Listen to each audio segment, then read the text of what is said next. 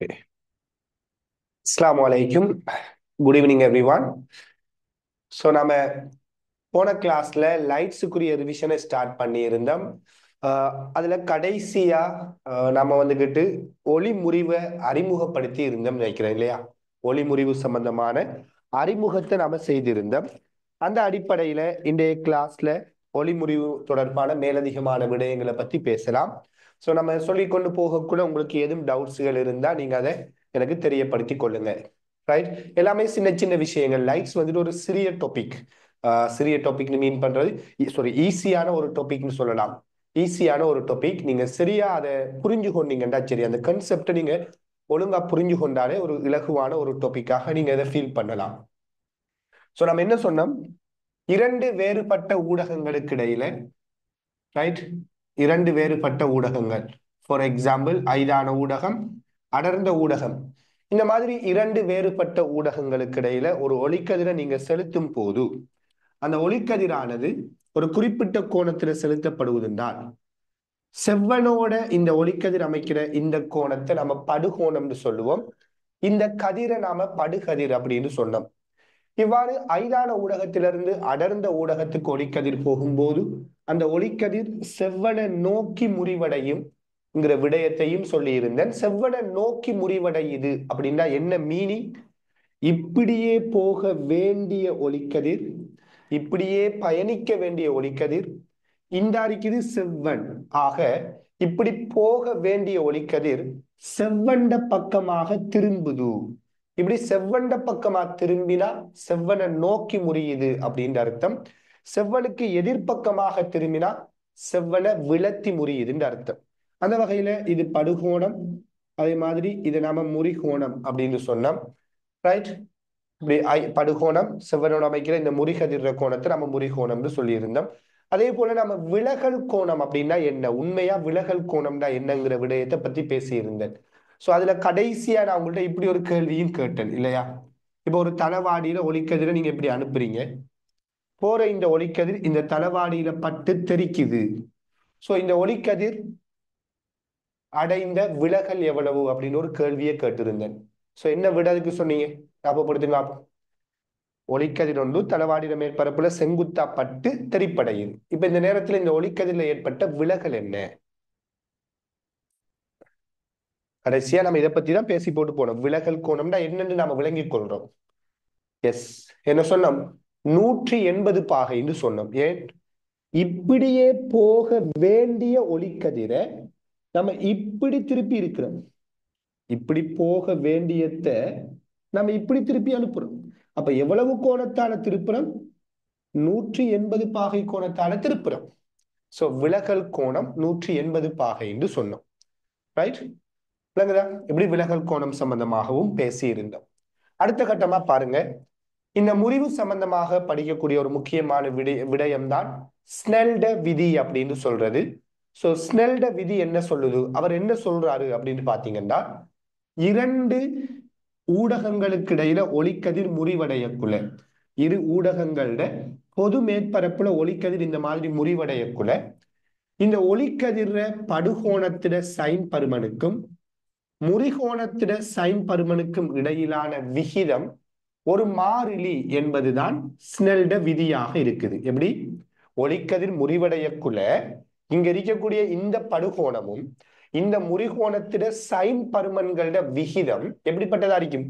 மாறிலியாக இருக்கும் என்பதுதான் ஸ்னெல் என்பவர விதியாக இருக்குது.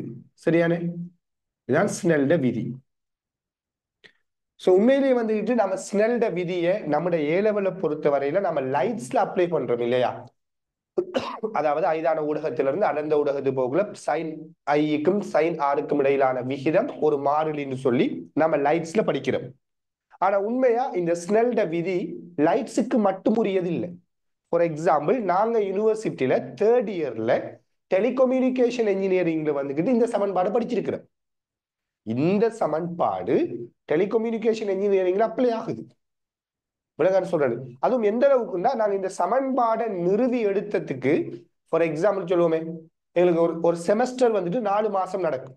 யூனிவர்சிட்டியில ஒரு செமஸ்டர் ஃபார் எக்ஸாம்பிள் ஒரு 4 மாதம் நடக்குதுன்னு வச்சுக்கொண்டால், ரைட், ஒரு 2 months நாங்க என்ன டெலிகம்யூனிகேஷன் இன்ஜினியரிங் சம்பந்தமான எலக்ட்ரோமேக்னெட்டிக் சம்பந்தமான ஒரு தியரி ஒரு டாபிக் ஒன்று படிச்சுட்டு வரோம். 2 months அந்த டாபிக் வந்துட்டு படிப்படியா நாங்க படிச்சுட்டு வரோம். ஒவ்வொரு ஸ்டெப் பை ஸ்டெப்பா தான் படிச்சுட்டு போவோம். அப்படி படிச்சுட்டு வரக்குள்ள ஏறக்குறைய 2 monthsக்கு பிறகுதான் நாங்க ஃபைனலா ஒரு சமன்பாடை கண்டுபிடிக்கிறோம். இந்த சமன்பாடு அப்பதான் யோசித்தா, அடே நாம இது ஏ லெவல்ல நேரடியா அறிமுகப்படுத்துற ஒரு சமன்பாடு. இந்த சமன்பாட்டுக்கு பின்னுக்கு இருக்கிற நிறைய தியரிகள் எல்லாம் அங்க யூனிவர்சிட்டியில படிக்கக்கூடியதா இருந்துச்சு. அப்ப வெறுமனே இவர விதியை நீங்க வந்துட்டு லைட்ஸோட மட்டும் யோசிக்க வேணாம், டெலிகம்யூனிகேஷன் இன்ஜினியரிங்லயும் அப்ளை ஆகிற ஒரு பகுதி இது. ரைட். அப்ப சிம்பிளா என்ன சொல்றோம்னா, 2 ஊடகங்களோட பொது மேற்பரப்புல ஒளிக்கதிர் முறிவடையக்குள்ள சைன் பருமங்களோட விகிதம் மாறிலின்னு சொல்லுவோம். இந்த மாறிலிக்கு நாம வழங்குற பேரு தான் முறிவு சுட்டி அப்படின்னு சொல்லுவோம் இல்லையா? இப்ப ஊடகம் என்ன ஐதான ஊடகத்திலிருந்து அடர்ந்த ஊடகத்துக்கு போகுதுன்றால், இப்ப உதாரணமா இந்த ஊடகத்தை 1 இந்த ஊடகத்தை 2 எடுத்தோம்னால் இந்த மாறிலி என்ன அப்படின்னு பாத்தீங்க. இந்த மாறிலி என்ன அப்படின்னு பார்த்தோமா இருந்தால், ஊடகம் 1லிருந்து ஊடகம் 2க்கு இந்த ஒளிக்கதிர் போகுது. இந்த நேரத்துல இந்த மாறிலி என்னன்னு பாத்தீங்கன்னா, ஊடகம் 1 சார்பா 2 முறிவு சுட்டி அப்படின்னு சொல்லுவாங்க. ஊடகம் 1 சார்பா ஊடகம் 2 முறிவு சுட்டி தான் சைன் ஐ சைன் ஆர் விகிதம் அப்படின்னு சொல்லப்படும். 1 சார்பாக 2 முறிவு சுட்டின்னு சொல்றது. இதுல இந்த 1 சார்பா 2 முறிவு சுட்டியை எப்படி சொல்லுவாங்கன்னா, வெற்றிடம் சார்பான முறிவு சுட்டி சார்பாக ஊடகம் 2 தனி முறிவு சுட்டியின் கீழ் ஊடகம் 1 தனி முறிவு சுட்டி அப்படின்னு எழுதுவோம். அதாவது சைன் ஐயின் கீழ் சைன் ஆறுங்கிறது ஊடகம் 2 தனிமுறிவி சுட்டியின் ஊடகம் 1 தனிமுறிவி சுட்டின்னு எழுதுவோம். தனிமுறிவி சுட்டினா என்ன அப்படிங்கிறதெல்லாம் நீங்க தியரியில ஒழுங்காவே படிச்சிருப்பீங்க. தனிமுறிவி சுட்டிங்கிறது வெற்றிடம் சார்பான ஒரு ஊடகத்தின முறிவு சுட்டியை குறிக்கும் இல்லையா? வெற்றிடம் சார்பாக ஒரு ஊடகத்தின முறிவு சுட்டிக்கு பேர் தான் தனிமுறிவு சுட்டி. அப்ப உண்மையிலேயே ஸ்னெல்ட விதியில நாம யூஸ் பண்றது சார்பு முறிவு சுட்டி. ஊடகம் 1லிருந்து ஊடகம் 2 ஒளிக்கதிர் போகுதுன்னா 1 சார்பா 2 முறிவு சுட்டியை தான் இது குறிக்கும். அப்ப ஊடகம் 2 தனிமுறிவு சுட்டியில் ஊடகம் 1 தனிமுறிவு சுட்டி தான் இந்த சமன்பாடு. சோ இதை இங்கால கொண்டு வந்தால் n1 sin i n2 sin r என்று வரும். ரைட்.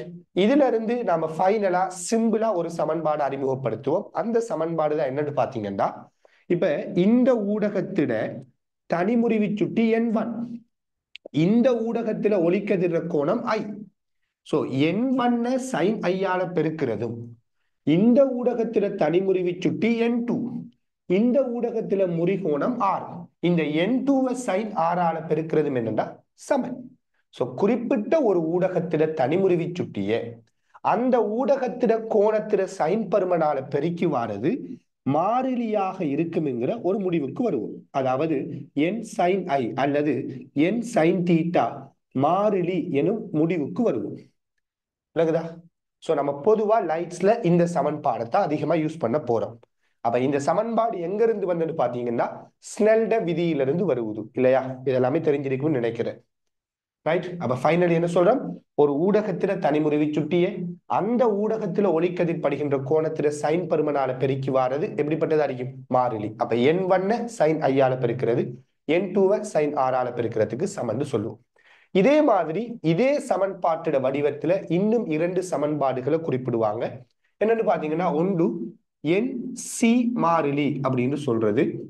nc மாறிலி அப்படின்னா யாருன்னால், ஒரு குறிப்பிட்ட ஊடகத்தில முறிவு சுட்டிய அந்த ஊடகத்தில ஒளிர வேகம் என்னவோ அதால பெருக்கி வாருது n1 c1. இந்த ஊடகத்தில முறிவு சுட்டி n2, இந்த ஊடகத்தில ஒளிர வேகம் c2வா. அப்ப n1 அந்த ஊடகத்தில வேகத்தால பெருக்கி வாரதும், n2 அந்த ஊடகத்தில ஒளிர வேகத்தால பெருக்கி வாரதும் என்ன அறிக்கும்னா சமனா அறிக்கும்னு சொல்லுவாங்க. எப்படி? nc மாறிலின்னு ஒரு சமன்பாடு. இதே போல இன்னும் ஒரு சமன்பாடு அறிமுகப்படுத்துவோம். n லம்டா மாறிலி அப்படின்னு சொல்றது. n லம்டா மாறிலி அப்படின்னா யாருன்னு பாத்தீங்கன்னா, ஒரு குறிப்பிட்ட ஊடகத்தில தனிமுறிவு சுட்டிய அந்த ஊடகத்தில ஒளிர அலை நீளத்தால பெருக்கி வாரதும், இன்னும் ஒரு ஊடகத்துல அந்த தனிமுறிவு சுட்டிய அந்த ஊடகத்துல அலை நீளத்தால ஒளிர அலை நீளத்தால பெருக்கி வாரதும் சமனாக இருக்கும் அப்படிங்கிறதான் இந்த சமன்பாடு குறிக்குது. இப்படி நாம 3 சமன்பாடுகளை ஒளிர முறிவோடு தொடர்பு படுத்தி பயன்படுத்த முடியும். சோ இந்த சமன்பாடு எல்லாமே கட்டாயம் உங்களுக்கு ஞாபகத்தில் இருக்கணும். அதே மாதிரி ஊடகம் ஒன்று சார்பா ஊடகம் இரண்டிட முறிவு சுட்டின்னு சொல்றது. ஊடகம் ஒன்று சார்பா இரண்டிட முறிவு சுட்டின்னு சொல்றது. ஊடகம் இரண்டிட தனிமுறிவு சுட்டியின் கீழ் ஊடகம் ஒன்றிட தனிமுறிவு சுட்டி என்ற இந்த சமன்பாடு கூட உங்களுக்கு கட்டாயம் தெரிஞ்சிருக்கணும். ஒன்று சார்பா ரெண்டிட முறிவு சுட்டி அப்படிங்கிறது, ரெண்டிட தனிமுறிவு சுட்டியின் கீழ் ஒன்றிட தனிமுறிவு சுட்டிங்கிற இந்த விடயமும் கட்டாயம் உங்களுக்கு தெரிஞ்சிருக்கணும். சோ இதெல்லாம் நீங்க முறிவு தொடர்பாக தெரிஞ்சு கொள்ள வேண்டிய அடிப்படையான சமன்பாடுகளாக இருக்குது. ரைட்.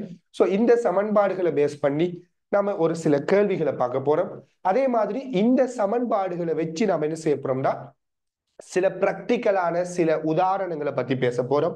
இந்த சமன்பாடுகளை வச்சு நாம என்ன செய்ய போறோம்னா எனிமேஷன் சிமுலேஷனை பத்தி பார்க்க போறோம்.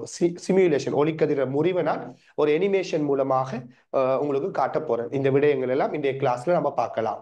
எனிவே இந்த சமன்பாடுகள் தொடர்பா யாருக்கும் ஏதும் டவுட்ஸ் இருக்குதா? பேசிக்கான இந்த சமன்பாடுகள் தொடர்பா யாருக்கும் ஏதும் சந்தேகங்கள் இருக்குதா?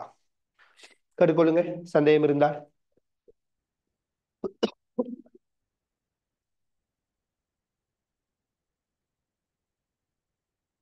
இருந்தா கேளுங்க, இல்லாட்டி நம்ம கொஞ்சம் கேள்விகளை பார்க்க போறோம். பாஸ் பேப்பர் கேள்விகள் கொஞ்சத்தை பார்ப்போம்.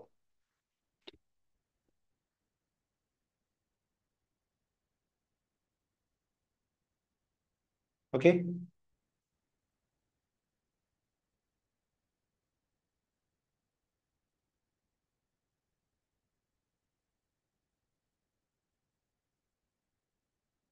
ரைட். இப்ப நீங்க 1998 ஆண்டு வந்த 17வது கேள்வி எடுங்க. எனக்கு டவுட்ஸ் இருந்தா சொல்லிக் கொள்ளுங்க. 98 வந்த 17வது கேள்வி. வேகமா விடைய சொல்லுங்க பாப்போம்.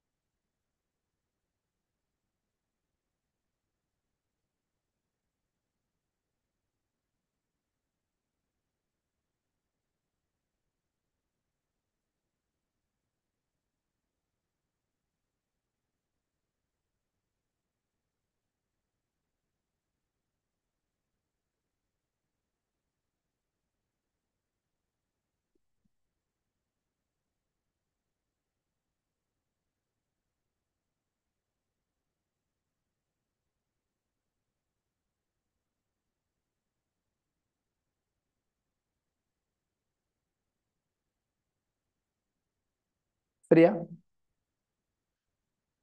விடைய அனுப்புங்க.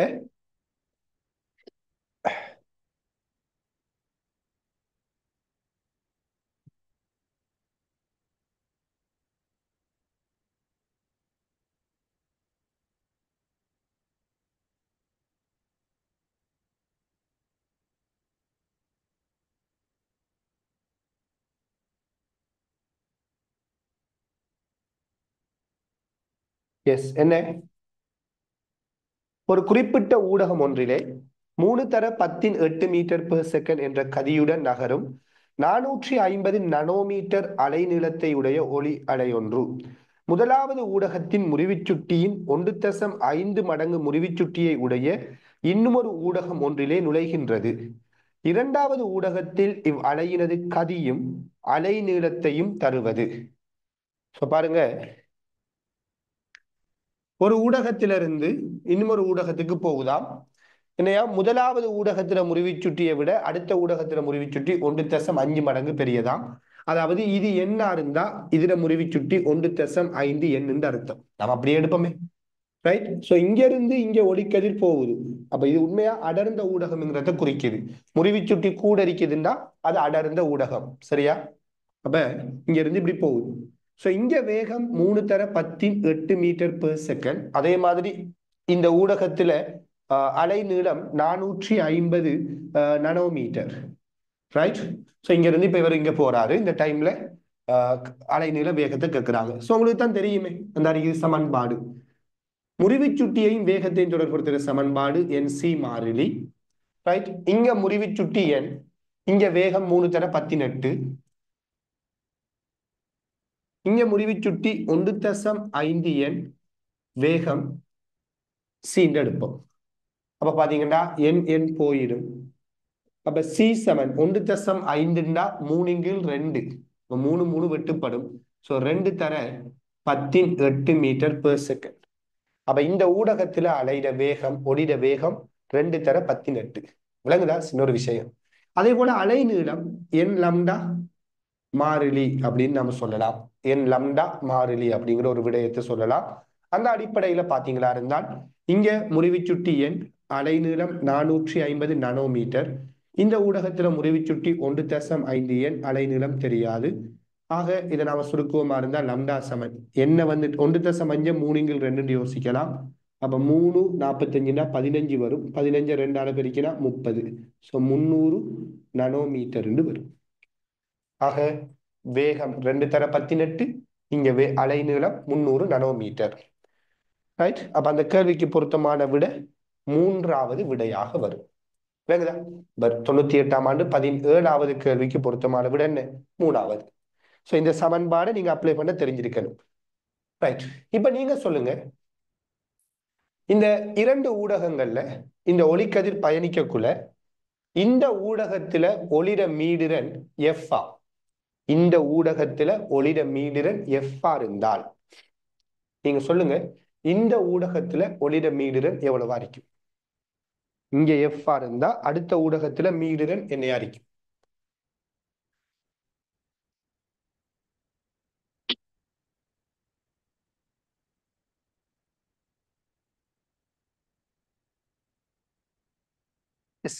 சிம்பிள் இல்லையா?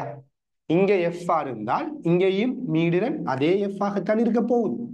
ஏன்னா மீடிரன் வந்துட்டு என்ன செய்யாதுன்னா மாறாது. இது நம்ம வேவ்ஸ்லயே பேசி இருந்தோம். மீடிரன் வந்துட்டு மாறாது. வேறுபட்ட ஊடகங்களுக்கு பயணிக்கக்குள்ள எல்லாம் மீடிரன் வந்துட்டு மாற்றம் அடைய போறது இல்லை. சோ ஊடகத்துக்கு ஊடகம் அலை நீளம் மாறும், வேகம் மாறும். ஒரு குறிப்பிட்ட அலையிட மீடிரன் வந்துட்டு மாறாது. சரியான? ரைட். ஓகே. இப்ப நீங்க அடுத்த ஒரு கேள்விக்கு வரலாம். அடுத்த கேள்வி 2006ஆம் ஆண்டு 3வது கேள்வி. 2006ஆம் ஆண்டு வந்து 3வது கேள்வி எடுங்க.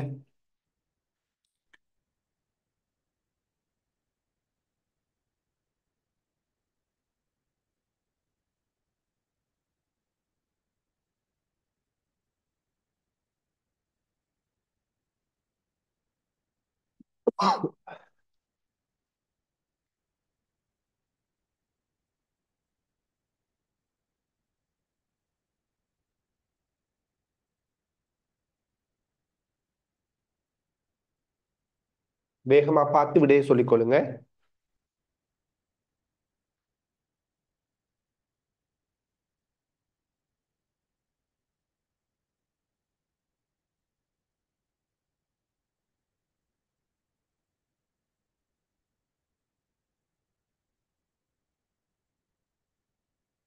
ஓகே.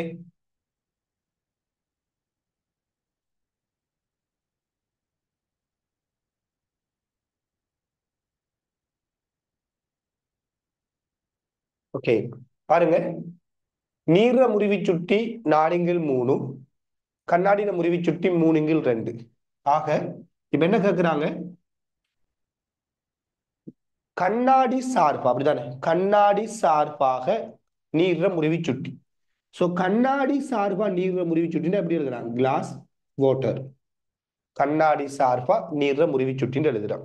சோ கண்ணாடி சார்பா நீர்ற முறிவு சுட்டிங்கிறது நீர்ற முறிவு சுட்டியின் கீழ் கண்ணாடின முறிவு சுட்டி.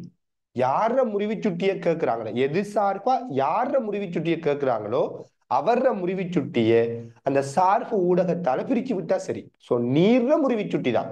அப்ப நீர்ற முறிவு சுட்டிய கண்ணாடி சார்பா தானே, அப்ப கண்ணாடின முறிவு சுட்டியால பிரிக்கணும். நீர்ற முறிவு சுட்டி கண்ணாடி சார்பா. சோ நீர்ற முறிவு சுட்டி 4/3, கண்ணாடின முறிவு சுட்டி 3/2. சோ இந்த 2 மேலுக்கு போகும் 8 வரும். இந்த 3 கீழுக்கு வரும் 9 வரும். சோ 8/9 வரும். சரியா? இப்ப கண்ணாடி சார்பா நீர்ற முறிவு சுட்டி 8/9. இப்ப நீங்க சொல்லுங்க பாப்போம், வேகமா வேகமா எனக்கு சொல்லுங்க. நீர் சார்பா கண்ணாடியில முறிவு சுட்டி என்ன? வேகமா சொல்லுங்க பாப்போம். நீர் சார்பா கண்ணாடியில முறிவு சுட்டி பாப்போம்.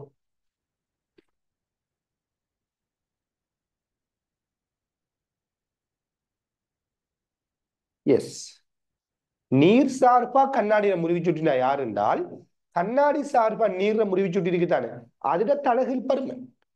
ரைட், அது நீங்க சிம்பிளா கண்டுபிடிக்கலாம். அப்ப 9 வரும். கண்ணாடி சார்பா நீர்ல முறிவு சுட்டி இப்படி வரும். நீர் சார்பா கண்ணாடியில முறிவு சுட்டினா மாறி வரும். அப்ப கண்ணாடி சார்பா நீர்ல முறிவு சுட்டி 8 9. நீர் சார்பா கண்ணாடியில முறிவு சுட்டி 9 8. விளங்குதா? Right, okay.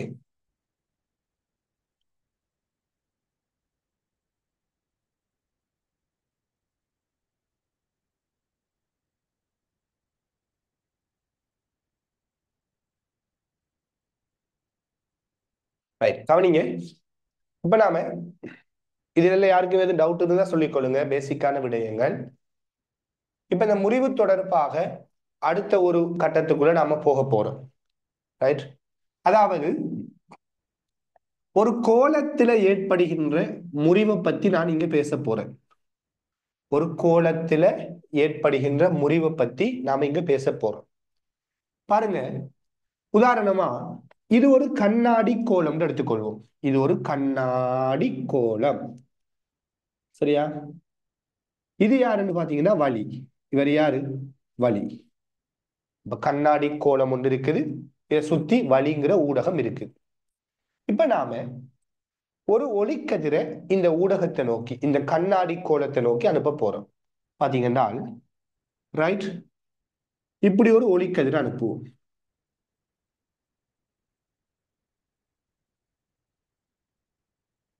இப்ப நீங்க சொல்லுங்க, இந்த கண்ணாடி கோலத்தை நோக்கி இந்த மாதிரி ஒரு ஒளிக்கதிரை அனுப்பினால் இந்த ஒளிக்கதிர் இப்படி போகுமா, இப்படி போகுமா, இப்படி போகுமா, இப்படி போகுமா, இப்படி போகுமா?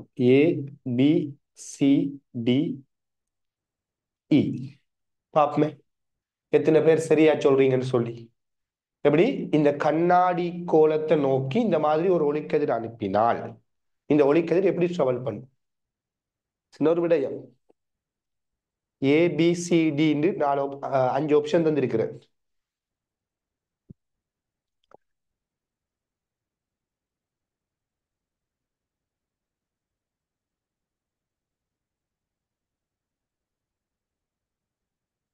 எஸ், நிறைய பேர் பிழையாக விடை அனுப்புறீங்க. நிறைய விடைகள் பிழையா வருவது. கவனிங்க, நாம போன கிளாஸ்ல ஒரு விடயத்தை சொன்னேன். 2 ஊடகங்கள் இருக்குது, ஊடகம் 1 ஊடகம் 2 இருக்குதுன்னா இந்த ஊடகங்களை நோக்கி நீங்க ஒரு ஒளிக்கதிரை அனுப்புறீங்க. இப்படி ஒரு ஒளிக்கதிரை செங்குத்தா அனுப்பினீங்க என்றால், இந்த ஊடகங்களோட பொது மேற்பரப்புக்கு செங்குத்தா நீங்க ஒரு ஒளிக்கதிரை அனுப்பினால் அந்த ஒளிக்கதிர் முறிவடையாம ஸ்ட்ரைட்டாவே போகும் அப்படின்னு உங்களுக்கு நான் சொல்லி இருந்தேன் இல்லையா?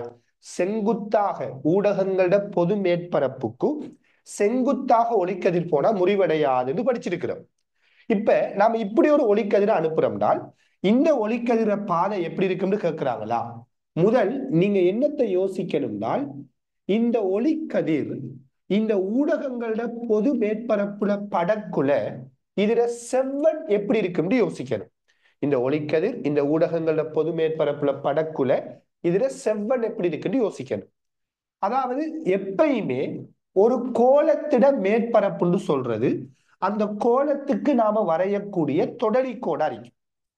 பொதுவா இந்த கோலத்துக்கு இந்த இடத்துல மேற்பரப்பு எப்படி இருக்குன்னு கேட்டா, இந்த இடத்துல மேற்பரப்பு என்னன்னு கேட்டா இப்படி இருக்கு. இந்த நீங்க வரைகிற இந்த தொடலிக்கோடு தான் இந்த இடத்துல இவர மேற்பரப்பு. இந்த இடத்துல இவர மேற்பரப்பு எப்படி இருக்குதுன்னு கேட்டா இந்த இடத்துல நீங்க வரைகிற தொடலிக்கோடு. அதே மாதிரி இந்த ஒளிக்கதிர் இந்த இடத்துல படும் போது இந்த படுகின்ற இந்த மேற்பரப்பை நாம கீறுவமா இருந்தால் இந்த இடத்துல நீங்க ஒரு தொடலிக்கோட வரையணும். இப்படி நீங்க ஒளிக்கதிர் படுகின்ற புள்ளியில வரைகின்ற தொடலிக்கோடு தான் அந்த இரண்டு ஊடகங்களோட பொது மேற்பரப்பு அப்படின்னு குறிக்கப்படும். இப்படி இந்த பொது மேற்பரப்பை நீங்க குறிச்சிட்டீங்கன்னா நல்லா யோசித்து பாருங்க. இந்த பொது மேற்பரப்புக்கு நீங்க செவ்வன் வரைய போறீங்க. மேற்பரப்புக்கு செவ்வன் வரைய போறீங்க. மேற்பரப்புக்கு செவ்வன் வரையணும்னால் உங்களுக்கு தெரியும் மேற்பரப்பு தொடலி. ஒரு கோலத்திட மேற்பரப்புங்கிறது தொடலி.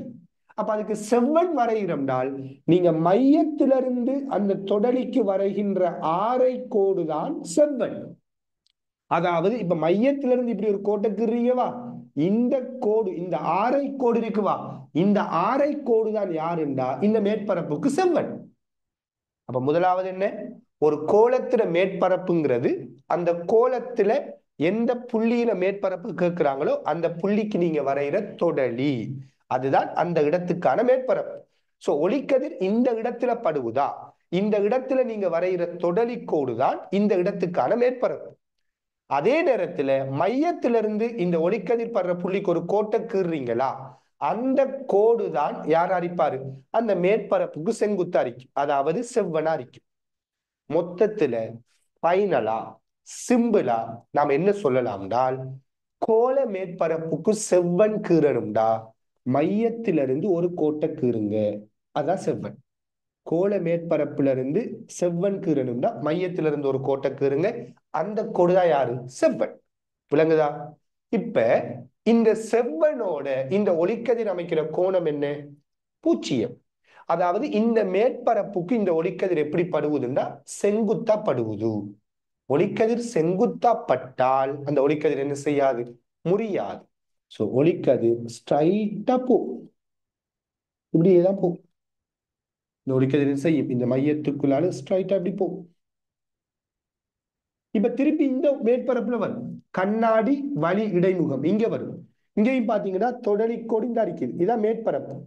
இந்த மேற்பரப்புக்கு நீங்க மையத்திலிருந்து வரைகிற இந்த கோடு தான் செவ்வன். செவ்வனோட இந்த ஒளிக்கதிர் அமைக்கிற கோணம் என்ன, பூஜ்ஜியம். அதாவது ஒளிக்கதிர் இந்த மேற்பரப்புக்கு எப்படி படுவது, செங்குத்தா படுவது. செங்குத்தா பட்டா என்ன செய்யாது, முறியாது, ஸ்ட்ரைட் அப்படியே போ. அதாவது ஒளிக்கதிர பாதை ஒரு நேர்கோடா இருக்கும். என்ன சொன்னது, அதாவது மையத்தை நோக்கி நீங்க ஒளிக்கதிர அனுப்பினீங்க என்றால் அந்த ஒளிக்கதிர் முறிவடையாது. ஏண்டால் அந்த ஒளிக்கதிர் இந்த மேற்பரப்புல படுகின்ற இந்த மேற்பரப்புக்கு இந்த ஒளிக்கதிர் படுற கோணம் என்னன்னா செங்கோணம். மேற்பரப்புக்கு செங்குத்தா ஒளிக்கதிர் படக்குள்ள ஒளிக்கதிர் என்ன செய்யாது, முறிவடையாதுன்னு படிக்கிறோம். ரைட்? அதே இது இப்ப கவனிங்க. இப்ப நீங்க இப்படி ஒரு ஒளிக்கதிர் அனுப்பினா, இப்ப இதே ஒரு கண்ணாடி கோலம், சின்ன சின்ன விடயங்கள், இது ஒரு கண்ணாடி கோலம். இப்ப நாம இப்படி ஒரு ஒளிக்கதிர் அனுப்புவோம். இப்ப நடக்க போகும். ரைட்? இப்ப நீங்க சொல்லுங்க பாப்போம், ஒளிக்கதிர் ஏ பி சி டி இ இருக்கிற விடைக்குள்ள எது வரும், ஏ பி சி டி இ விட என்ன வரும்,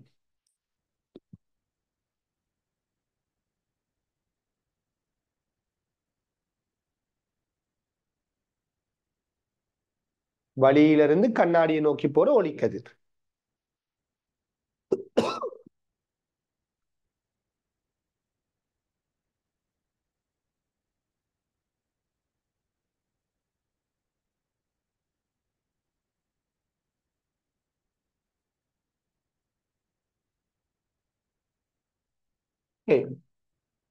கவனிங்க, கண்ணாடி வழி இடைமுகம் இல்லையா. சோ முதலாவது இந்த இடத்துல நீங்க செவ்வன வரையணும். எப்படி செவ்வன வரைகிற, எப்படி நீங்க செவ்வன வரைகிற, இந்த இடத்துல ஒளிக்கதிர் படக்குள்ள செவ்வன எப்படி வரைகிற, மையத்திலிருந்து இப்படி ஒரு கோட்டை கீறுங்க, இதான் செவ்வன். மையத்திலிருந்து இந்த படுற ஒளிக்கதிர் படுற புள்ளிக்கு ஒரு கோட்டை கீறினா அதுக்கு பேர் தான் என்ன, செவ்வன். ஏன்னா இந்த மேற்பரப்புக்கு இது செங்குத்தா இருக்கும். விளங்குதா, மையத்திலிருந்து வரைகிற கோடு தான் செவ்வன். இப்ப உங்களுக்கு தெரியும், இந்த கண்ணாடிங்கிற ஊடகம் இல்லைன்றால் இந்த ஒளிக்கதிர் இப்படியே போயிருக்கு. கண்ணாடின்ற ஒரு ஊடகமா இல்ல, வழியாவே இருந்திருந்தா ஒளிக்கதிர் எப்படி போகும்? இப்படியே போயிருக்கு.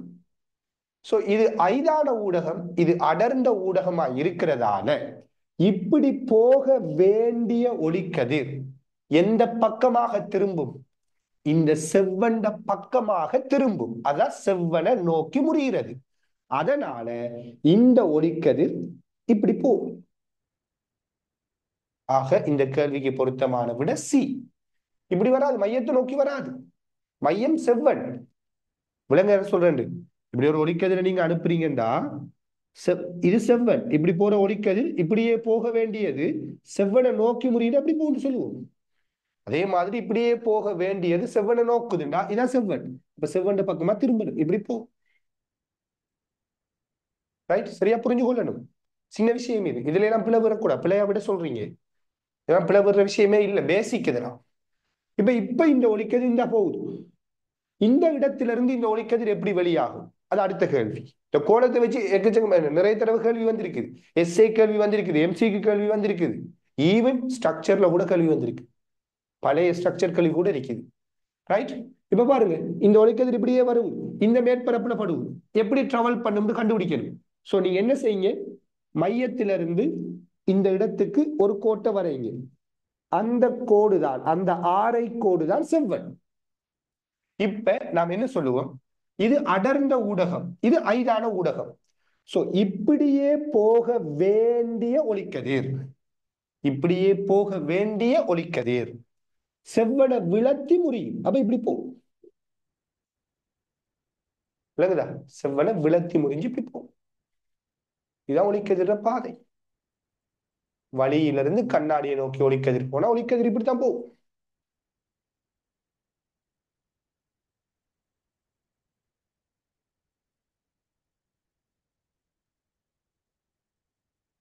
கிளியரா அது நம்ம சொல்றது?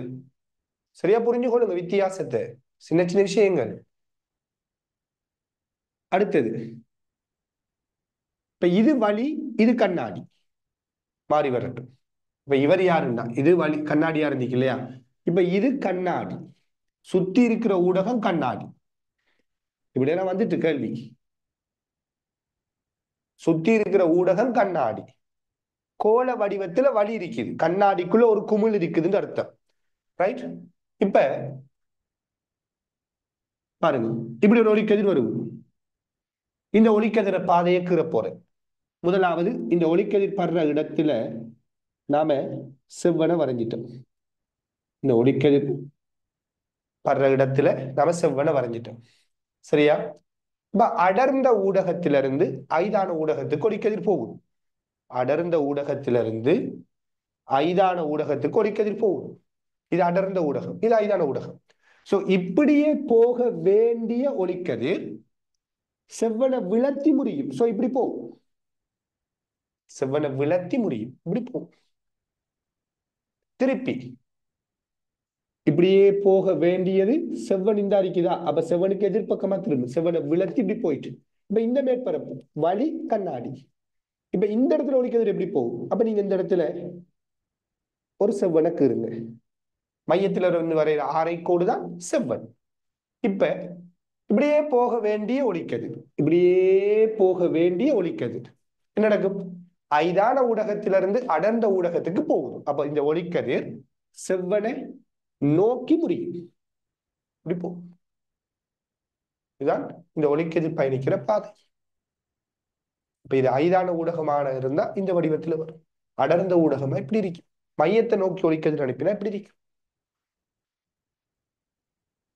விளங்குதா அது?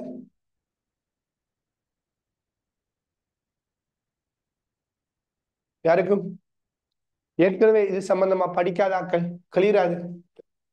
இப்படியான விஷயங்கள் படிக்காம விட்டாக்கள் ஓகேயா?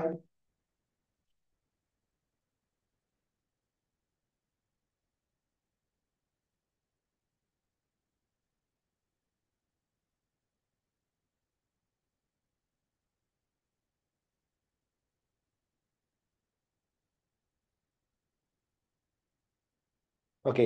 இப்ப நாம கோணங்களை கொஞ்சம் பார்க்க போறோம். இப்ப நம்ம என்ன செய்வோம், இந்த கோணங்களை பத்தி யோசிப்போம்.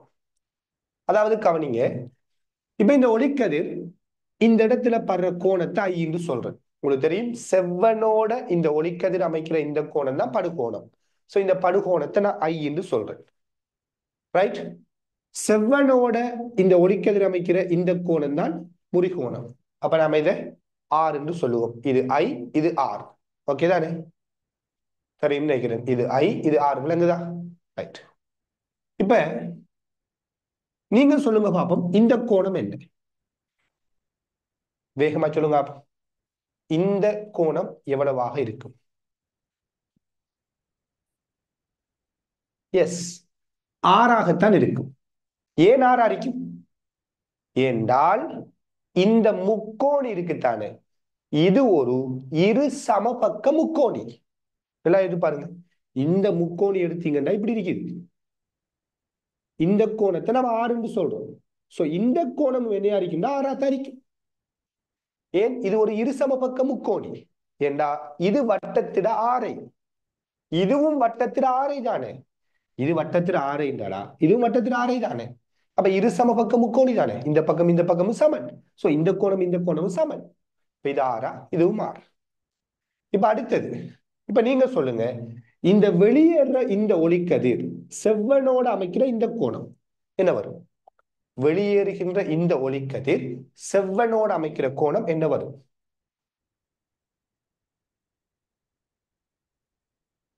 எஸ், என்ன வரும்? ஐ என்று வரும். இந்த ஒளிக்கதிர் என்ன அடிக்கும்டா ஐங்கிற கோணத்தை அமைக்கும். ஏண்டால் நல்லா புரிஞ்சு கொள்ளுங்க, வழியில படுகோணம் ஐ, வழியில கோணம் ஐயா அடிக்கக்குள்ள கண்ணாடியில கோணம் ஆறாக இருக்குதுன்றால், வழி கோணம் ஐயா அடிக்கக்குள்ள கண்ணாடியில கோணம் ஆறாக இருக்குதுண்டா, நம்முடைய ஸ்னெல் நமக்கிட்ட என்ன சொல்லி போட்டு போயிருக்காருண்டா, இந்த ஊடகம் ரெண்டும் மாறல்ல, இது வழி இது கண்ணாடி. அப்படி இந்த ஊடகங்கள் மாறல்லண்டா இந்த கோணத்திட சைன் பருமனும் இந்த கோணத்திட சைன் பருமன் விகிதம் மாறாது. அதாவது சைன் ஐக்கும் சைன் ஆருக்கும் இடையிலான விகிதம் என்ன செய்யாது? மாறாது என்று ஸ்னெல் சொல்லி இருக்கிறார். இப்ப இது ஐயா அரிக்கக்குள்ள இது ஆறு தானே. அந்த வகையில கண்ணாடியில கோணம் அதே ஆறாக இருந்தால் வழியில கோணம் அதே ஐயாக இருக்கணும். ஏன்னா ஊடகம் மாறல, கண்ணாடி வழி. அப்ப கண்ணாடி வழி ஊடகத்துல கோணம் படுகோணம் ஐயா அரிக்கக்குள்ள முறிகோணம் ஆறு, இங்க ஐயா அரிக்கக்குள்ள இங்க ஆறு அரிக்குதுண்டால் ரைட், இதே ஆறு தான் இங்க இருக்குதுண்டா, இங்க என்னையா தரிக்கணும்? ஐயா தரிக்கணும். இந்த ரேஷியோ மாறா. ரைட். இப்படிதான் இந்த ஒளிக்கதிர் பயணிக்கும். இப்ப நீங்க சொல்லுங்க, இந்த இடத்துல ஒளிக்கதிர் முறிஞ்சுக்குத்தானே, இந்த இடத்துல ஒளிக்கதிர் முறியுதுவா, இந்த இடத்துல ஏற்பட்ட விலகல் கோணம் என்ன? இந்த முறிவின் போது ஏற்பட்ட விலகல் கோணம் எவ்வளவு? பாஸ்டா சொல்லுங்க. இந்த இடத்துல போன கிளாஸ்ல பேசிட்ட விலகல் கோணம் தான் என்னன்னு படிப்பிச்சாச்சு. அது என்ன கான்செப்ட்ங்கிறது நம்ம சொல்லியாச்சு. இப்ப விலகல் கோணம் எவ்வளவு? எஸ், என்ன வரும்? இப்படியே போக வேண்டிய ஒளிக்கதிர் இப்படி போகுது. அதாவது இந்த ஒளிக்கதிர் இப்படி திருப்பப்பட்டிருக்கு. ஒளிக்கதிர் திருப்பப்பட்ட கோணம் தான் விலகல் கோணம். அப்ப இந்த கோணம் எவ்வளவு? அதானே, யோசித்து பாருங்க. இது ஐ என்றால் இது செவ்வன், இது செவ்வன் தானே, இது செவ்வன். இப்படியே இந்த ஒளிக்கதிர் போக வேண்டியது. அப்ப இது ஐ என்றா இவ்வளவு கோணமும் ஐ, இவ்வளவு கோணமும் ஐ, இது ஆர். இப்ப இவ்வளவும் ஐ, இது ஆறுண்டா இந்த கோணம் என்னன்னு பாத்தீங்கன்னா ஐ மைனஸ் ஆர்.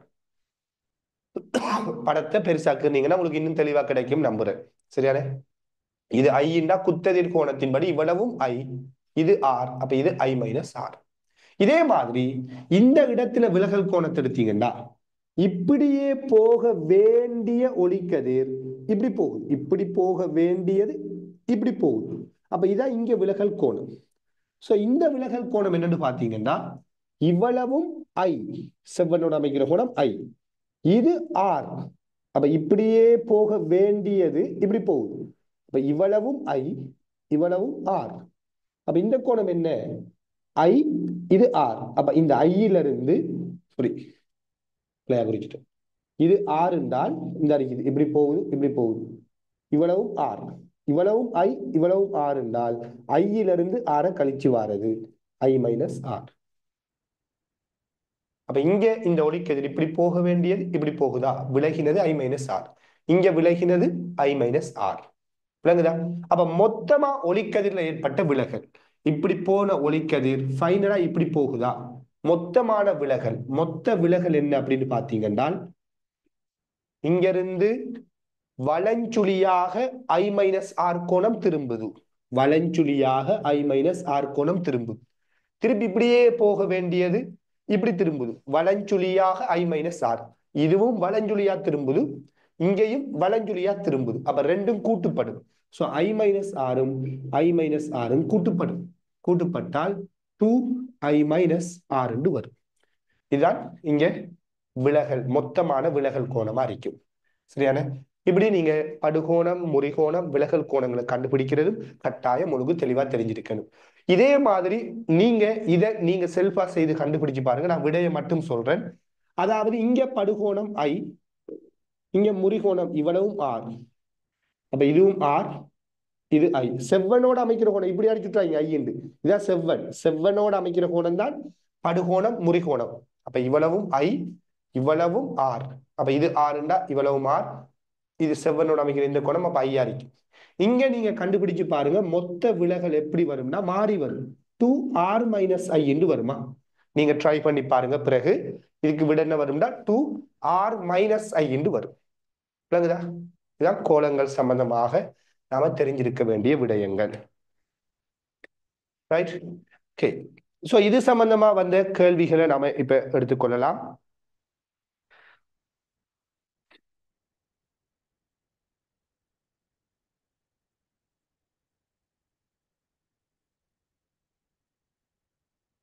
இரண்டாயிரத்தி இரண்டாம் ஆண்டு 44வது கேள்வி எடுங்க. 2002 44. அதே நேரத்துல நான் இப்ப இந்த கோணங்கள் சம்பந்தமாக சொன்னதுல யாருக்கும் எதுவும் டவுட்ஸ் இருக்குதா? இருந்தா கேட்டுக்கொள்ளுங்க.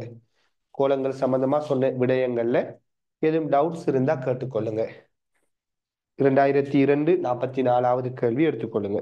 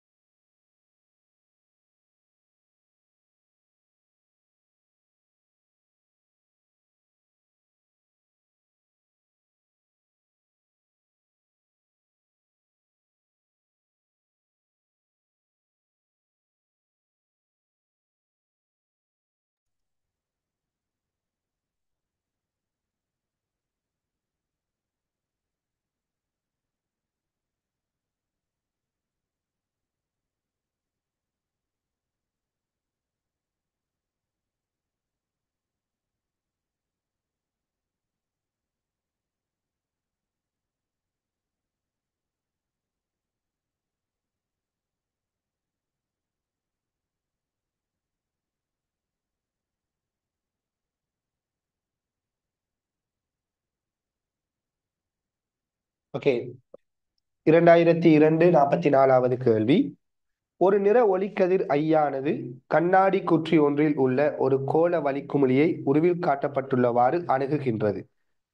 சரி, நம்ம பேசுற விடயம் தான். காட்டப்பட்டுள்ள பாதைகளில் எது வெளிப்படு கதிரின் பாதையை மிகச்சிறந்த முறையில் வகை குறிப்பது? ரைட், கவனிங்க. இந்த மாதிரி ஒரு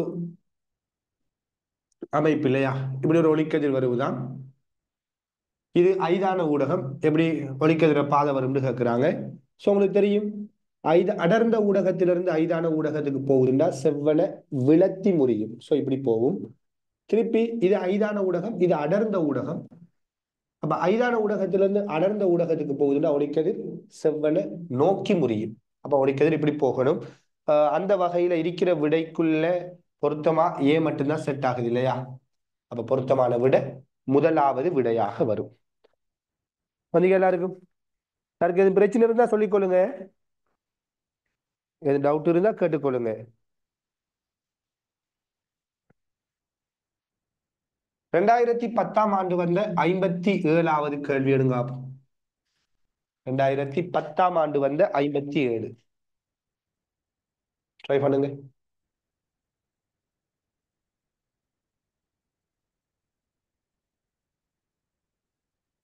புரிஞ்சு கொள்ளுங்க. நீங்க ரிவிஷன் வந்துட்டு படிக்கிறீங்கன்னா இதுக்கு பிறகு நீங்க படிக்க போறது இல்லை. அதை நீங்க உணர்ந்து கொள்ளுங்க. நீங்க லைட்ஸ்ல ரிவிஷனா, அப்ப லைட்ஸ்ல ரிவிஷன் நீங்க படிச்சா இதுக்கு பிறகு நீங்க லைட்ஸ் தொடக்கூடாது. இப்பயே நீங்க பாஸ் பேப்பர்ல எடுத்து செஞ்சு அதெல்லாம் செஞ்சு முடிச்சிடும், கம்ப்ளீட் பண்ணணும். நீங்க திருப்பி இன்னொரு டைமுக்கு லைட்ஸை படிக்கணும் அப்படின்னு சொல்லி கேரஸா இருந்துடாதீங்க. ஏன்னா இருக்கிற காலம் குறைந்த காலம், வெறும் ஒரு 5 மாதம் தான் இருக்குது உங்களுக்கு. ஸோ இந்த 5 மாதத்துக்குள்ளதான் நீங்க ஏழை யூனிட்டுகளையும் எல்லாத்தையும் பிக்கப் பண்ண வேண்டி வரும். அப்ப இந்த ரிவிஷனை நீங்க எஃபிஷியண்டா பயன்படுத்தணும், அது ரொம்ப முக்கியம். ரைட், கேர்லெஸ்ஸா இருக்க வேணாம்.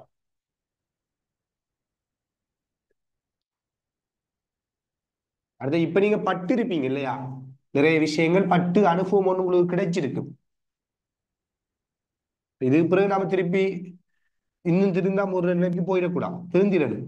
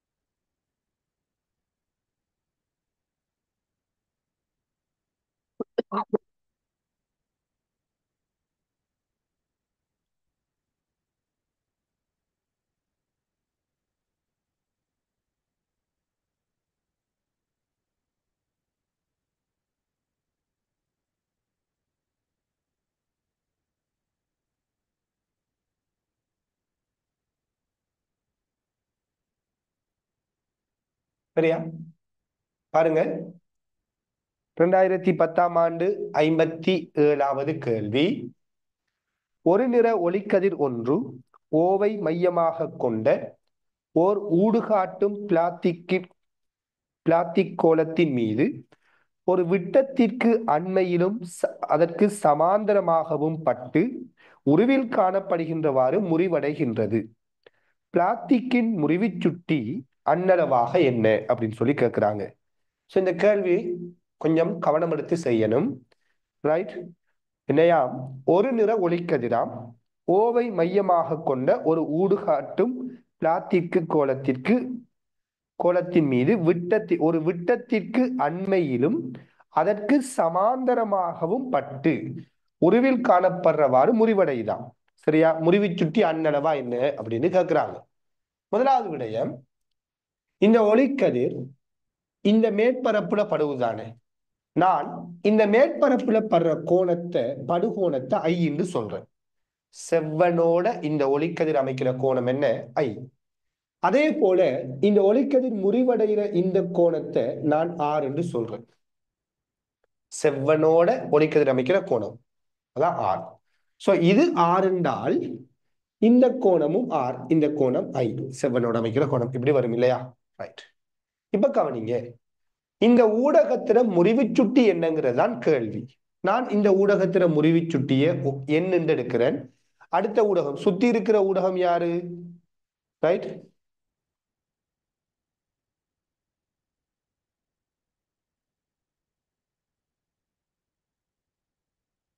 சுத்தி இருக்கிற ஊடகத்தை நம்ம வழிந்தெடுப்போம். சரி, அன்னளவா முறிவு சுட்டி, தனி முறிவு சுட்டி உண்டு.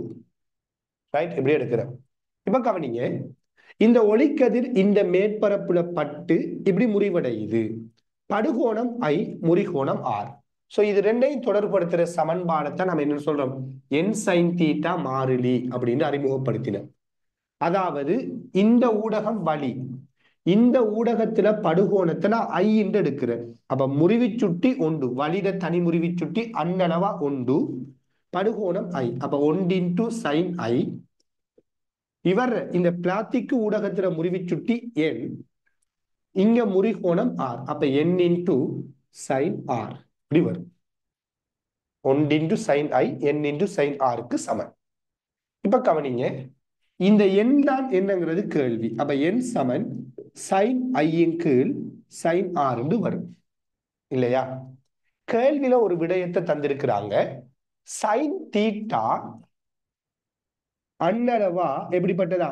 தீட்டாவுக்கு சமனா அப்படின்னு ஒரு தரவை சொல்றாங்க. சோ இந்த தரவை நாம இதுக்கு அப்ளை பண்ணுவோம்.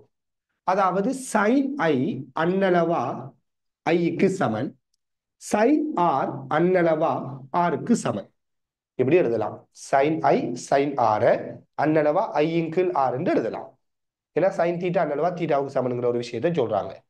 இப்ப கவனிங்க, இந்த ஐயையும் ஆரையும் நாம தொடர்பு படுத்தலாம். ரொம்ப சிம்பிள்.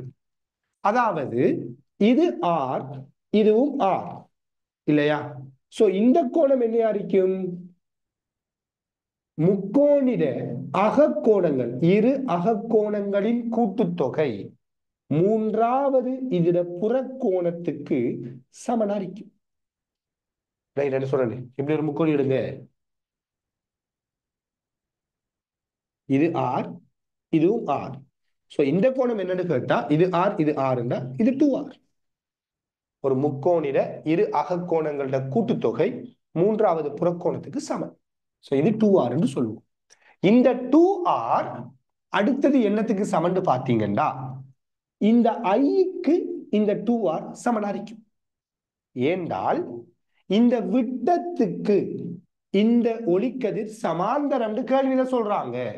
அப்ப இது ஒரு ஒத்த கோணமா இல்லையா? இப்படியே வார கோணம். இது ஐ, இது 2R. அப்ப இந்த கோணம் இந்த கோணம் என்ன? சமன், ஒத்த கோணம். இப்படி படிக்கிறது எஃப் வடிவத்துல இந்த கோணமும் இந்த கோணமும் சமன் சொல்லுவோம். இதுவும் இதுவும் சமாந்தரம் தான்.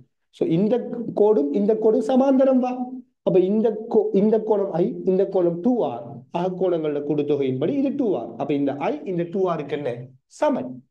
எனவே நம்ம ஐ வார இடத்துல 2R என்று போடலாம். போட்டால் ஆறும் ஆறும் வெட்டுப்பட்டால் முறிவு சுட்டி அன்னளவாக 2 என்று வரும். அப்ப இந்த கேள்விக்கு பொருத்தமான விட 2. சின்ன ஒரு விஷயம் என்ன, நீங்க ஓலவெல்ல உங்களோட கேத்திர கணித அறிவை நீங்க சரியா பயன்படுத்தணும். முக்கோணின் அகக்கோணங்களோட கூட்டுத்தொகை மூன்றாவது புறக்கோணத்துக்கு சமனுங்கிற கேத்திர கணித அறிவு, ஒத்த கோணம்டா என்னங்கிற கேத்திர கணித அறிவு, இதெல்லாத்தையும் நீங்க சரியா அப்ளை பண்ணணும். அதனாலதான் இந்த பாடம் லைட்ஸ் பேர் என்ன? கேத்திர கணித ஒளியியல் இல்லையா? லைட்ஸ் நம்ம சொல்றோம், உண்மையா அந்த பாடத்துல பேர் என்ன? கேத்திர கணித ஒளியியல் சொல்றோம். அப்ப கேத்திர கணிதம் சொல்லி நாம என்ன, நீங்க ஓலவல்ல 10ஆம் ஆண்டுல படிச்ச அந்த அந்த தேற்றங்கள் எல்லாம் இங்க அப்ளை ஆகும். இது ஆர், இது ஆரா, இது 2R.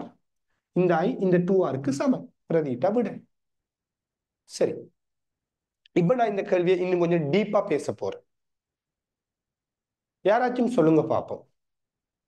இந்த சைன் ஐ ஐக்கு சமன் சொல்றேன், சைன் ஆர ஆருக்கு சமன் எடுத்தோம். உண்மையா சைன் தீட்டாங்கிறது தீட்டாவுக்கு சமனா இருக்கணும்டா இந்த தீட்டாங்கிற கோணம் எப்படிப்பட்ட கோணமா இருக்கணும்? மிகவும் சிறிய கோணமா இருக்கணும். எல்லாருமே இப்ப நான் உதாரணமா சொல்ல போனா 2027ஆம் ஆண்டு பெச்சுக்கு இந்த விடயத்தை படிப்பிச்சுட்டு இருக்கிறேன். அவங்களுக்கு அடுத்த கட்டமா படிப்பிக்க போற பேசிக் படிப்பிச்சுட்டு இருக்கிறோம். பிசிக்ஸுக்கு தேவையான மேத்தமெட்டிக்ஸ் தான் இப்ப படிப்பிக்கிறோம். ஃபர்ஸ்ட்டுக்கு எடுத்து ஃபர்ஸ்ட் யூனிட் ஸ்டார்ட் பண்றே. இப்ப அவங்களுக்கு இந்த விடயத்தை சொல்லிக் கொடுக்குறோம். என்ன? சைன் தீட்டா அன்னளவாக தீட்டாவுக்கு எப்ப சமனா வரும்னால், தீட்டாங்கிறது மிகவும் சிறிய கோணம் இல்லையா? எல்லாருமே பேசிக்ல படிச்சிருப்பீங்க நம்புறேன். பிசிக்ஸை படிப்பிக்கிறதுக்கு முதல் ஆரம்பமா சில பேசிக் சில மெத்ஸ்ல படிப்பிப்பாங்க. அந்த வகையில தீட்டாங்கிறது மிகவும் சிறிய கோணமாகவும் அது ஆரையன் அப்படிங்கிற அலகிலையும் அளக்கப்படக்குள்ள சைன் தீட்டாவை நம்ம அன்னளவா தீட்டான்னு சொல்லுவோம். அப்படித்தானே? சைன் தீட்டாவை அன்னளவா தீட்டான்னு சொல்லுவோம். சோ இப்ப எந்த கொஸ்டின் என்னென்றால், இதை அடிப்படையா கொண்டு சைன் ஐய ஐ என்று சொல்றோம், சைன் ஆர ஆர் என்று சொல்றோம். நான் கேட்கிறேன், நீங்க எப்படி சைன் ஐய ஐங்கிற முடிவுக்கு கொண்டு வந்தீங்க? அதாவது ஐங்கிறத நீங்க எப்படி சிறிய கோணம் அப்படிங்கிற முடிவுக்கு கொண்டு வந்தீங்க? ஐங்கிறது சிறிய கோணம்னு சொல்றதுக்கு இந்த கேள்வியில என்ன எவிடன்ஸ் இருக்குது? இந்த கேள்விக்குள்ள ஐங்கிறது சிறிய கோணம், சைன் ஐய ஐன்னு எடுக்கிறமே, அப்படி எடுக்கிறதுக்கு இந்த கேள்வியில என்ன எவிடன்ஸ் இருக்குதுன்னு கேட்கிறேன். என்ன நம்ம இஷ்டத்துக்கு சைன் ஐ ஐன்னு எடுக்கலாம். இத இப்படி எடுக்கணும்னா இது சிறிய கோணமா இருக்கணும். அந்த கோணம் ஆரை என்கிற அழகுல அளக்கப்படணும். இதான் ரூல்ஸ். அப்ப இந்த கோணம் சிறிசா இருந்தா எப்படி எழுதலாம்? அப்ப ஐ சிறிய கோணம் எடுத்துட்டால சைன் ஐ ஐன்னு எழுதுறேன்.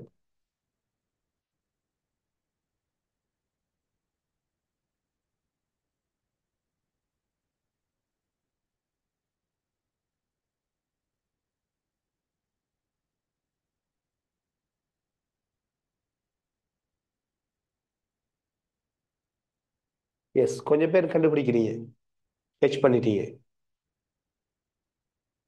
எஸ். என்ன? ஏன் இந்த ஐ சிறிய கோணம்னு நம்ம முடிவுக்கு வரணும் தெரியுமா? கேள்வியில ஒரு வசனம் ஒன்று சொல்றாங்க பாருங்க. விட்டத்திற்கு சமாந்தரமா, சமாந்தரம்ங்கிற மேட்டர், சமாந்தரம்ங்கிறதால ஒத்த கோணத்தை யூஸ் பண்றோம். விட்டத்திற்கு சமாந்தரமா அருகில்ங்கிற ஒரு வார்த்தை இருக்குது. நல்லா பாருங்க, கேள்வியில் எப்படி சொல்றாங்க. என்னையா? ஒரு விட்டத்திற்கு அண்மையிலும் அதற்கு சமாந்தரமாகவும், அண்மை அருகிலுங்கிற அண்மைங்கிற வார்த்தை யூஸ் ஆகுது. அதாவது நல்லா யோசித்து பாருங்க, ஒரு வட்டத்தை நீங்க இப்படி கீறிட்டு அதுல ஒரு விட்டத்தை நீங்க இப்படி கீறிட்டு இந்த விட்டத்துக்கு அருகில் ஒரு ஒளிக்கதிரை அனுப்புறீங்கடா, இந்த விட்டத்துக்கு சமாந்தரமா அருகில ஒரு ஒளிக்கதிரை அனுப்புறீங்கடா, ரைட்? இந்த இருக்குது. இதுல இருந்து சாட தள்ளி ஒரு ஒளிக்கதிரை நீங்க கீறக்குள்ள, ரைட், இந்த ஒளிக்கதிருக்கும் இந்த ஒளிக்கதிர் இந்த செவ்வனோட அமைக்க போற கோணம் உண்மையா எப்படிப்பட்ட கோணமா இருக்கும்னா, சின்ன ஒரு கோணமா தான் இருக்கும். ஏன்னா இந்த விட்டத்துக்கு அண்மையில் இருக்கிற ஒளிக்கதிர். அப்ப இந்த விட்டத்துக்கு பக்கத்துல சாட தள்ளுறீங்க. அப்ப இந்த வளைவு, இந்த வளைவால இங்க ஒரு கோணம் மாறும். அப்ப இங்க உருவாகிற இந்த கோண மாற்றம், செவ்வனோட அமைக்கிற இந்த கோணம் சின்னதா இருக்கும். இதே விட்டத்திலிருந்து இந்த ஒளிக்கதிர் நல்லா தள்ளி இருக்குது, இங்க இருக்குது ஒளிக்கதிர், இங்க இருக்குன்னு வச்சுக்கோமே. இப்ப நீங்க மையத்தோட அமைக்கிற கோணத்தை பாத்தீங்கன்னா, செவ்வனோட அமைக்கிற கோணத்தை பாத்தீங்கன்னா பெரிய கோணம். சோ விட்டத்திலிருந்து தூரத்திலிருந்து இருந்தா கோணம் பெருசா இருந்திருக்கும். அதனால கேள்வியில சொல்றாங்க விட்டத்துக்கு அருகில், அண்மையில் சொல்றாங்க. அப்ப விட்டத்துக்கு அண்மையில இந்த ஒளிக்கதிர் இருக்குது. அப்படியா? இந்த விட்டத்துக்கு அண்மையில இந்த ஒளிக்கதிர் இருக்குதா? அப்ப இந்த கோணம் எப்படிப்பட்ட கோணம்? சிறிய கோணம்.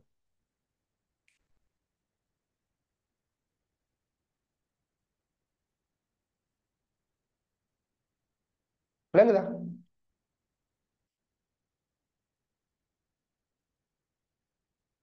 Okay, right. இப்ப நாம அடுத்த விடயத்துக்கு வருவோம்.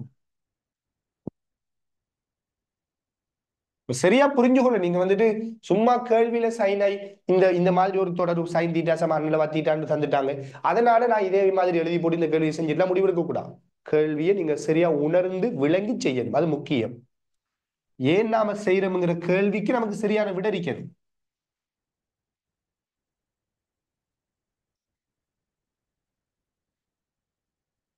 ரைட். இப்ப பாத்தீங்களா இருந்தா இந்த ஒளி முறிவு தொடர்பா நம்ம பேச போற இன்னும் ஒரு விடயம். நாம ஒரு ஊடகத்திலிருந்து, இப்ப உதாரணமா ஐதான ஊடகம், இது ஒரு அடர்ந்த ஊடகம்னு வச்சுக்கொள்ளுங்க. இப்படி ஒரு ஊடகத்திலிருந்து இன்னும் ஒரு ஊடகத்துக்கு ஒளிக்கதிர் அனுப்புவோமா இருந்தால், உங்களுக்கு தெரியும் இந்த ஒளிக்கதிர் செவ்வனை நோக்கி முறியும்.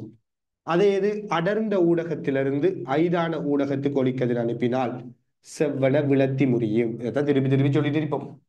இதெல்லாம் உங்களுக்கு தெரிஞ்ச விடயம். இது என்னென்றால் ஒளிக்கதிரை நம்ம அனுப்பக்குள்ள அந்த ஒளிக்கதிர் ஒரு ஊடகத்தில பொது மேற்பரப்புல படும் போது எல்லா ஒளிக்கதிரும் என்ன செய்யாதுண்டா முறிவடையாது.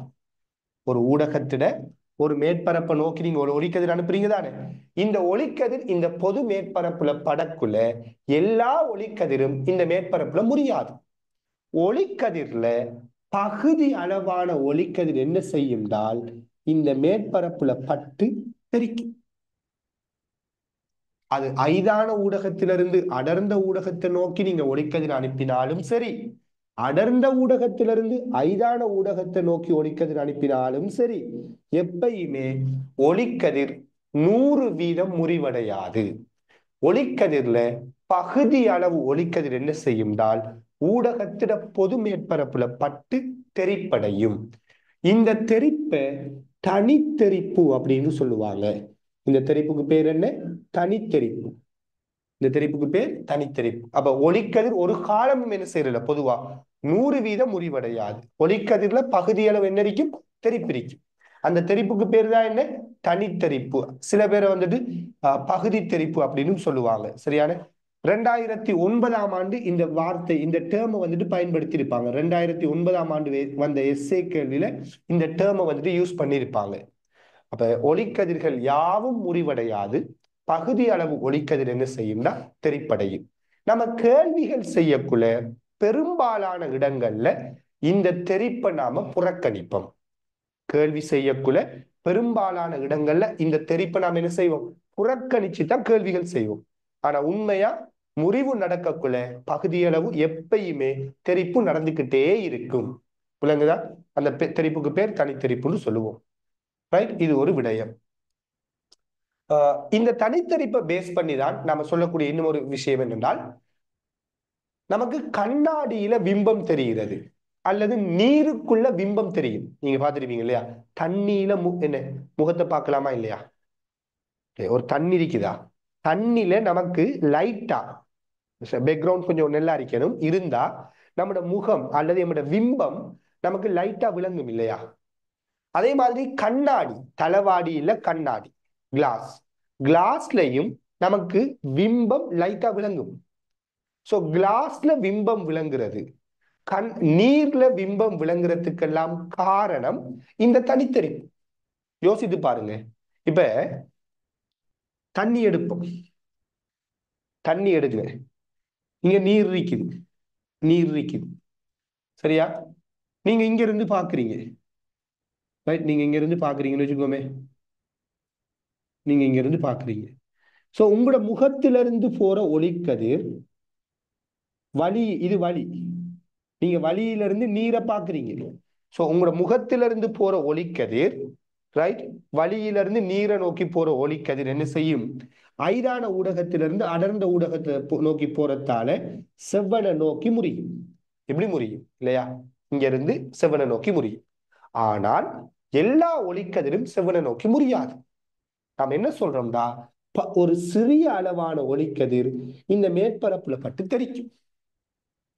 இப்படி இந்த ஒளிக்கதிர்ல ஒரு சிறிய அளவான ஒளிக்கதிர் மேற்பரப்புல பட்டு தெரிக்கிறதால இப்ப இந்த இடத்திலிருந்து ஒரு ஆள் பார்க்காரு.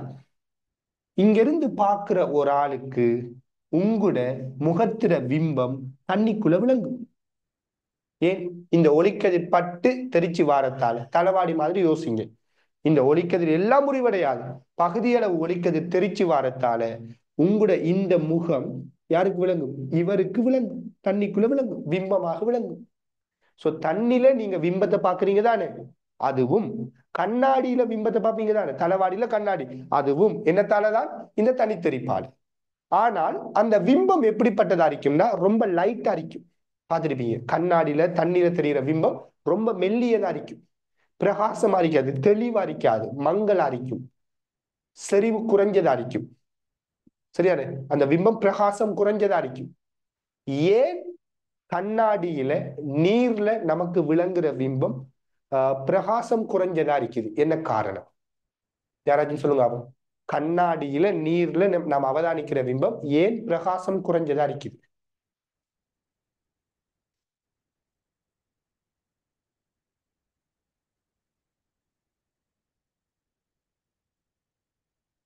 கண்ணாடி நீர் விளங்குற பிம்பங்கள் பிரகாசம் குறையத்தான் இருக்கிற. கண்ணாடியில கண்ணாடியில நீருக்குள்ள உங்களோட முகத்தை அந்த மாதிரி கிளியரா பார்க்கலாமா? இல்லையே, லைட்டா பார்க்கலாம். Yes, very good. என்ன காரணம்? இந்த பிம்பத்தை உருவாக்குற ஒளிக்கதிர், இப்ப உதாரணமா இங்க இருந்து வார ஒளிக்கதிர்ல நிறைய ஒளிக்கதிர் முறிஞ்சு போகும், கொஞ்சம் ஒளிக்கதிர் தான் தெரிக்கும். சோ கொஞ்சம் ஒளிக்கதிரால, குறைவான ஒளிக்கதிரால, செறிவு குறைந்த ஒளிக்கதிரால ஒரு பிம்பம் உருவாகுதுன்றால் அந்த பிம்பம் பிரகாசம் குறைஞ்சதா இருக்கும். குறைவான ஒளிக்கதிர்கள் தான் தெரிப்படையுது என்று சொல்றோம் இல்லையா? அப்ப குறைவான ஒளிக்கதிர்களை வச்சு ஒரு பிம்பம் கிரியேட் ஆகுதுன்னா அந்த பிம்பம் பிரகாசம் குறைஞ்சதா இருக்கும். இப்ப நம்ம ஏன் மங்கலான பிம்பத்தை பார்க்கிறோம், பிரகாசம் குறைஞ்ச பிம்பத்தை பார்க்கிறோம்னா ஒளிக்கதிர்கள் தெரிப்படைஞ்சு வந்த அளவு குறைவு. நிறைய ஒளிக்கதிர் தெரிப்படைஞ்சா தெளிவான பிம்பத்தை பார்க்கலாம். ஃபார் எக்ஸாம்பிள், தளவாடியில நாம தெளிவான பிம்பத்தை பார்க்கலாம். முழு அகத்தெரிப்பு, இது பிறகு பேசுவோம், முழு அகத்தெரிப்புல தெளிவான பிம்பத்தை பார்க்கலாம். ஆனா இந்த தனித்தெரிப்புல நம்ம பார்க்கிறது தெளிவு குறைந்த, பிரகாசம் குறைந்த பிம்பம். காரணம் ஒளிச்செறிவு குறைவா இருக்கிறது. ரைட், இவ்வளவுதான் இதோட சம்பந்தப்பட்ட விடயம். இந்த தனித்தெரிப்பை பேஸ் பண்ணியும் ஒரு கேள்வி நம்மட ஃபைனல் பேப்பர் MCQல ஒரு முறை வந்திருக்கும். அதை டைரக்டா தனித்தெரிப்புன்னு சொல்லாம கேட்டிருப்பாங்க.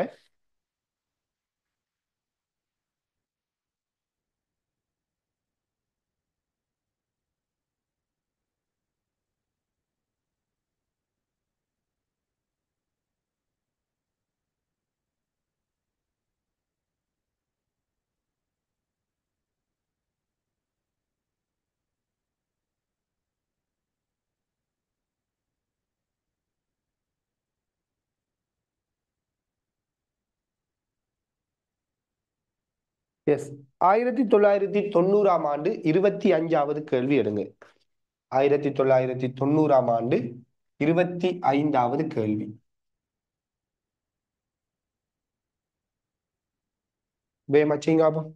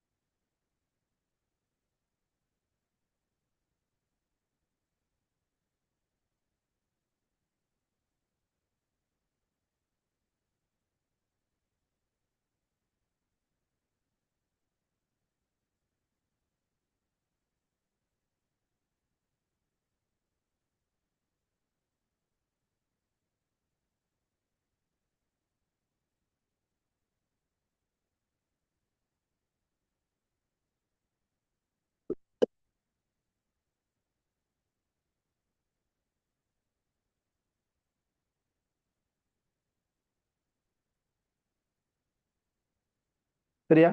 பாருங்க, வழியில் நகரும் ஒளிக்கற்றை ஒன்று இன்னுமொரு ஊடகத்தின் இடைமுகத்தின் மீது 60 பாகை படுகோணத்தில் படுகின்றது. இவ்விடைமுகத்தில் இக்கதிரானது பகுதியாக தெறிப்பும் முறிவும் அடைகிறது. இத்தெரித்த கதிரும் முறிந்த கதிரும் ஒன்றுக்கொன்று சார்பாக 90 கோணத்தை ஏற்படுத்துமாயின் இந்த ஊடகத்தின் முறிவு சுட்டி என்ன அப்படின்னு கேட்கிறாங்க. ஸோ பாருங்க, இங்க தனித்தெரிப்பு நடக்குது, பகுதியான ஒரு தெரிப்பு நடக்குது, அதே போல முறிவு நடக்குது. இது ரெண்டுக்கு இடைப்பட்ட கோணம் 90ண்டா கேட்கிறாங்க. இந்த ஊடகத்துல முறிவு சுட்டி என்ன? ஸோ இவர முறிவு சுட்டி 1, இதுல முறிவு சுட்டியை என்னன்னு எடுப்போம். உங்களுக்கு தெரியும், படுகோணம் தெரிகோணத்துக்கு சமன். படுகோணம் தெரிகோணத்துக்கு சமன் இல்லையா? அப்ப இது 60 பாகைனா இது 60 பாகை. இப்ப பாருங்க, இது செவ்வன், இது 60, இது 90. அப்ப இந்த கோணம் எவ்வளவு இருக்கும்? இது 30 பாகையா இருக்கும்.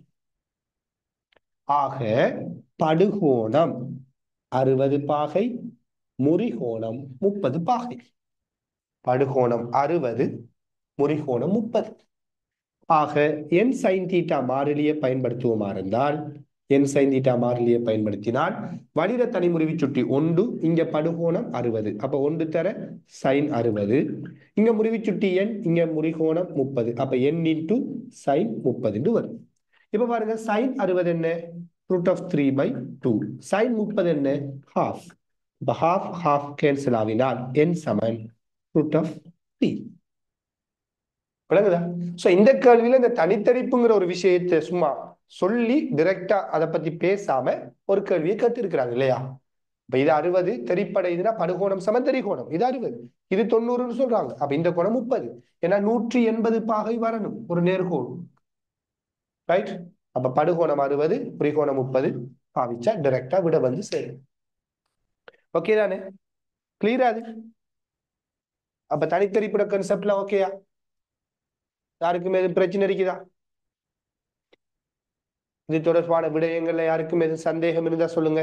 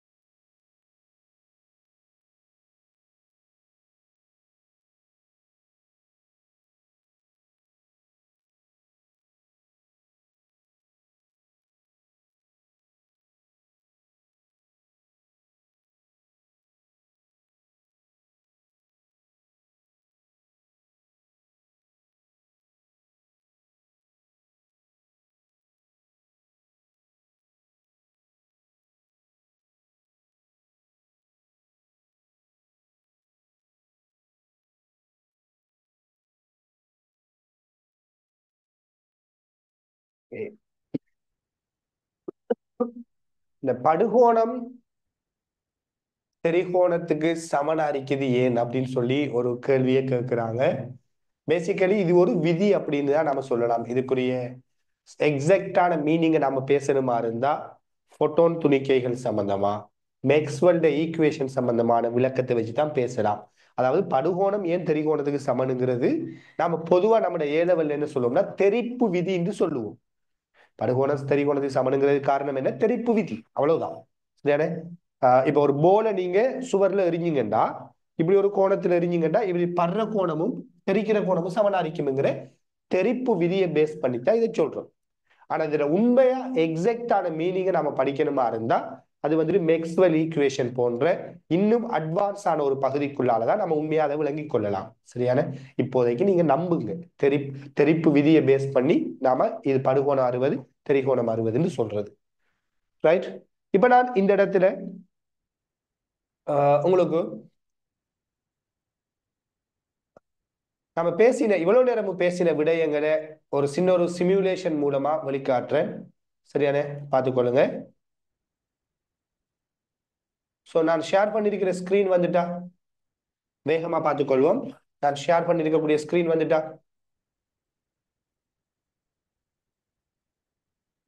வந்திருக்குதா?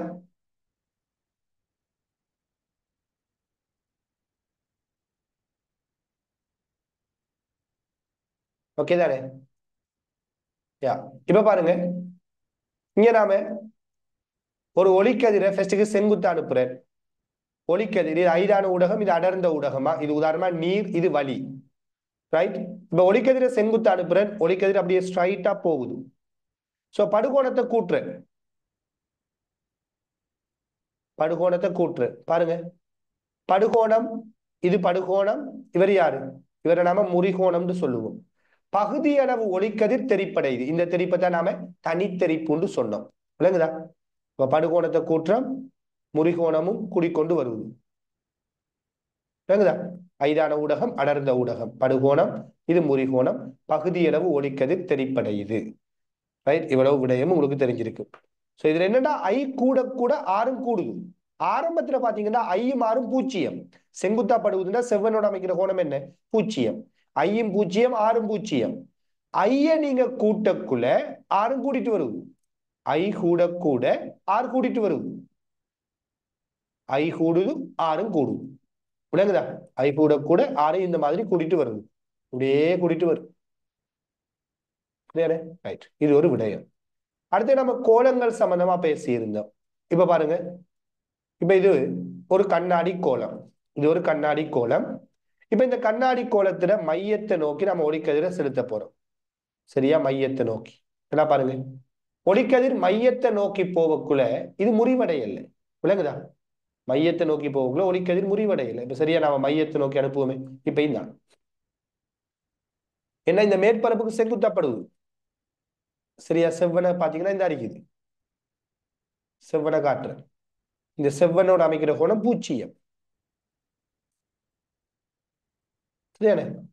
அப்ப ஒளிக்கதிர் மையத்தினூடா, மையத்தை நோக்கி ஒளிக்கதிர் அனுப்பக்குள்ள மேற்பரப்புக்கு செங்குத்தா ஒளிக்கதிர் படுறதால முறியாம போகுது. இதைதான் நம்ம ஃபர்ஸ்ட்டுக்கு பேசிடும்.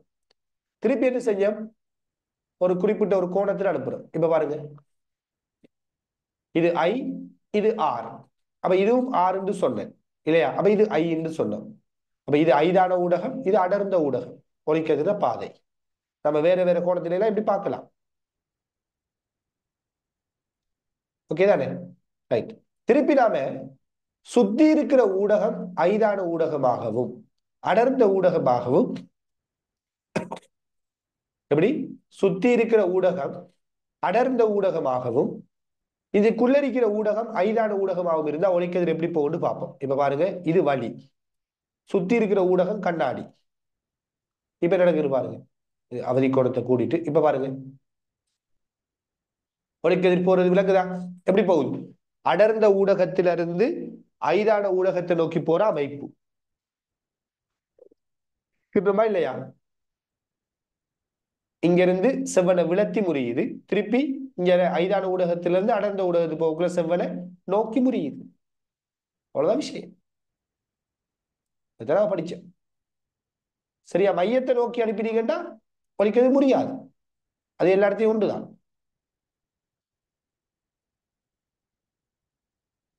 ரைட்?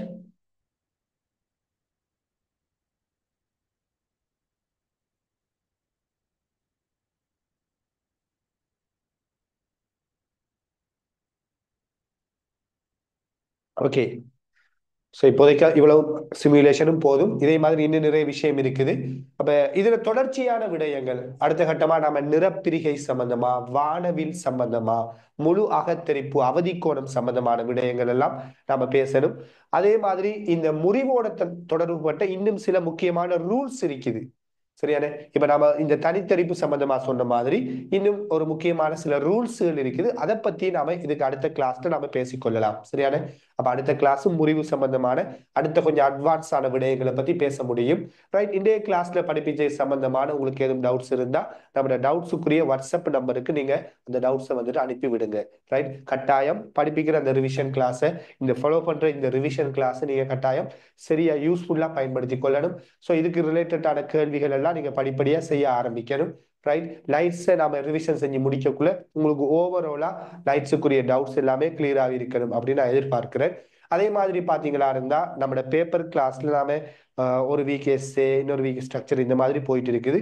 எஸ்ஏலையும் நாம லைட்ஸுகளை என்ன செய்வோம், எஸ்ஏ கேள்வி பேப்பர் கிளாஸுக்குள்ள நாம லைட்ஸோட சம்பந்தப்பட்ட எஸ்ஏ கேள்விகளையும் படிப்படியா உள்வாங்க ஆரம்பிப்போம். சரியான? ஓகே. ஸோ இதோட இந்த கிளாஸை முடிச்சுக்கொள்றேன். ஜஸாக்கல்லாஹு ஹைர். அஸ்ஸலாமு அலைக்கும் வரஹ்மத்துல்லாஹி வபரகாத்துஹு. Good night. பாய்.